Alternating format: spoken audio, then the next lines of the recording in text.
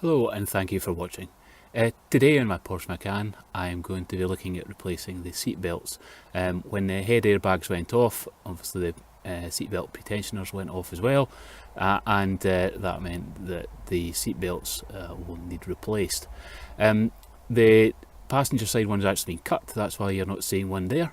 Most of it's still in place though, so they'll need to take out the B-pillar, the upper trim and the lower trim to get to the seat belt to remove it and replace it. In the back you can see that that seat belt's also been cut.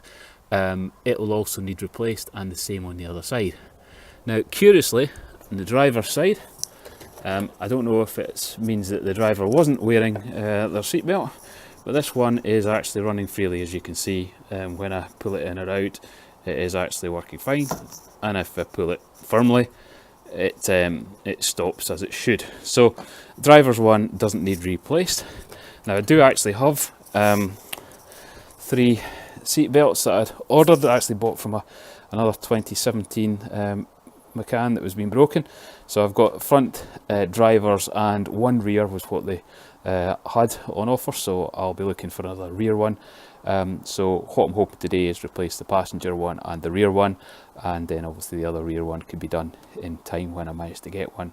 As you can see, I've removed these bits of plastic trim already. They were round about the black, so the back seat belts, they were broken, but fortunately I managed to get some of them, and so I'll be looking to refit that trim well as much as possible, but I think it needs to still be left loose as I haven't got the head airbags yet. So I'm going to get started on removing the B-pillar trim, and we'll start on the front seat belt and see how that goes. The upper trim piece came off quite easily. It's just got a couple of catches on the back of it that, holding it in. You can see here, you just move the rubber seal back on either side of the B-pillar and pull it forward. Once that comes away, you just see it's just got these latches at the top. They're just effectively just drops out. You just got to move it far enough forward so it'll drop out. Once that's out the way, the lower piece also will come off. As you can see, there's just half a dozen of these funny little clips that just pulls off. You do have to remove this sort of trim at the side here a little bit, lift that so it's going to be able to come out. This dropped out as well from the upper pillar, so I'm not quite sure. I need to look and see where that fits, and I can see from the factory, I imagine they also must have had a miss with one of these clips, because that was bent, so they must have to have a second go themselves. I think they usually just do go in fine when you line them up, but easy to bend when you don't take the time to line them up properly. So that's now the seat belt exposed, so I should be able to get that off. Just confirming the battery is disconnected while I'm doing this work. So to get into this electrical connection, again, it's just a small screwdriver, or that underneath this orange tab just allows it to pull that lever that forward. Having come out, then you can just pull the electrical connection off, which will then allow the rest of the belt to be unbolted. There's just one bolt keeping it in at the bottom there that needs to be removed. To get into where the rear seat belt is connected, down the bottom, involves removing the rear seat. So there are 4 of these Isofix pieces, connectors, whatever they are, on the back seat. There's 2 on each side. You can see 2 here, and there's 2 on the other side.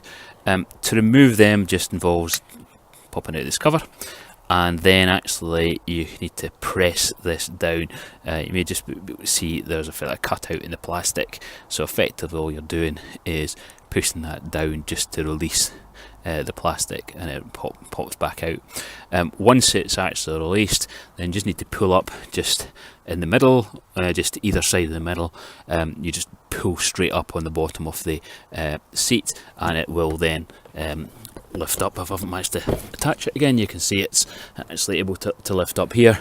It just needs guided out. The seat belt are fixed there. They just need to be guided out so that it will lift out properly, and I'll need to double check and see if it's got rear seat heating.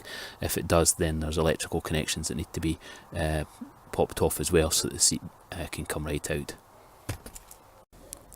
So no rear seat heating on this model, so it was pretty easy just to push the connect the seat fasteners through and lift the seat right out. You can see therefore it is, as I suspected, more spline headed bolts which need to be removed to allow that seat belt to come out. As you can see, it was fairly easy to just push them through, and I'm just resting the seat in the middle here, but I'll probably actually take it right out just so it's sitting more safely.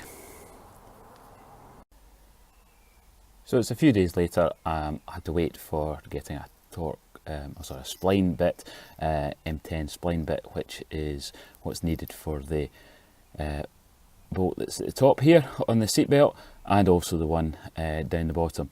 Oddly, it's a M12, the rear seat, but it's M10 here. So I'll just, I've already taken the tension off this, just zip that out of there, and then we'll move on to taking out the bottom one.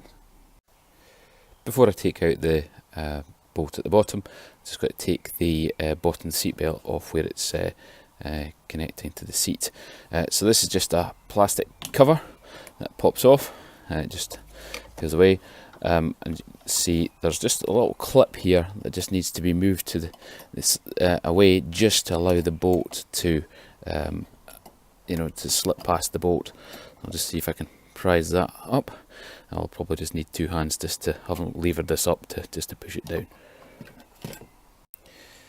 Having done that first bit, just levered that up, so it just pushes away and it just pops off just like that.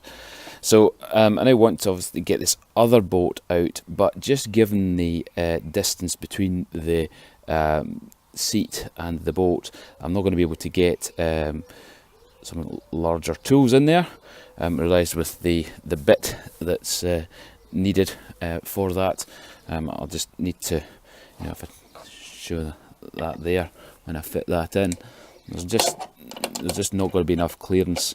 So I've concluded that to get this one out, I really just need to use a spanner on the side of the bit. Obviously I'll take that adapter off, but even there's just no space for me to get larger tools in, so I'll use a spanner to take that bolt off. So having loosened it, it was fairly easy actually to just spin the bolt out actually with my fingers. That now comes out, and that's just allowed the seat belt here to come out. You see there's just a little catch there that's holding it in. I'll use two hands to take this out, so I'll take that one out and put the new one in place. The only other thing that's to come out is there's just in halfway up the door, if I can get some light on it, we'll see there's a bar there that retains the seat belt just part way up. So we'll get you have to take that off. It's just a I think T25 screw on that, so we'll get that loosened and allow the seat belt to fit in. It's the new seat belt to fit in. That's the new seat belt in place, just the bolt hand tight at the bottom. Halfway up, you can see it's sitting in there behind that bar, and at the top the bolt is just hand tight as well. There, just need to make sure that before I fit the third point, I put the trim back over. Need to feed the seat belt, the end of the seat belt through the trim. So I'm not going to be fully fitting the trim back at this stage because it needs to stay out to like an airbag fitted, but it does need to go over the seat belt. Things don't always go to plan, so this little cam, which I got, fell out of it when I took the trim off, and I did sort of wonder where it was going to go. Now I see that it's supposed to go in here. Unfortunately the plastic is broken here, which means that it's not being retained, and what should be happening is when you press on the, it should, there's a wee bit in there, you won't see the metal in there. you sort of press effectively the camera in, it's supposed to go in, it then releases the piece that you can maybe just about see moving below, and then this should drop. I think unfortunately the bits of plastic that have broken have dropped down into there, and they're fouling the mechanism, making this not be able to go down, which then means that I can't actually get to the bolt which is needed to take this piece off. So I think I'll get another one of these pieces anyway, and once I've got that, then I'll just probably take something and chop that off to get to the top piece off to get to the bolt, and I'll replace this section. But obviously I can't fit the front seat belt fully at the moment, so I'll move on to the back. And in the back here it's quite tight, but I can actually get a ratchet. Just had to select a couple of different ratchets that just got the right socket on them. Being able to loosen this bolt, I'll be able to get that out. That's the bottom of the rear seat belt. Have to go in, I think, from the rear tailgate to get more easy access to the bolt that I need to remove for the upper part of the seat belt. Through there's the hole where I've just removed the bolt, which has allowed me to lift up the rear seat belt and get it out. I just need to disconnect the electrical connection on the far side of it to allow it to come out fully. So old seat belts removed from the rear, and the new ones are sitting in place. Still to tighten the bolts on the back of that. Also need to fit the trim around it. So this piece of trim here needs that little cover moved over, and then that allows the seat belt just to slip in through that hole for it to rest. I'll not be fitting the trim fully back in place yet. I'll just slide it on, and then I'll get the seat belt all bolted up and checked to see that it's running freely and stopping when it should before I put trim back in place. So it's a bit tricky to get the torque wrench into the back there, but I managed. All that remains to be done is to put this sort of insulation back in to the gap in here, which I'll do with two hands. And I've already been back into the back seat, reconnected the lower fixing point, so that all seems to be fine. I'll be able to push the connector home on the airbag. I'm not going to bother filming the replacement of that other piece in the front. It looks to just be one bolt needs to be taken off on that, and the other side of the rear, say that's still to come, but it's just the same as the back here.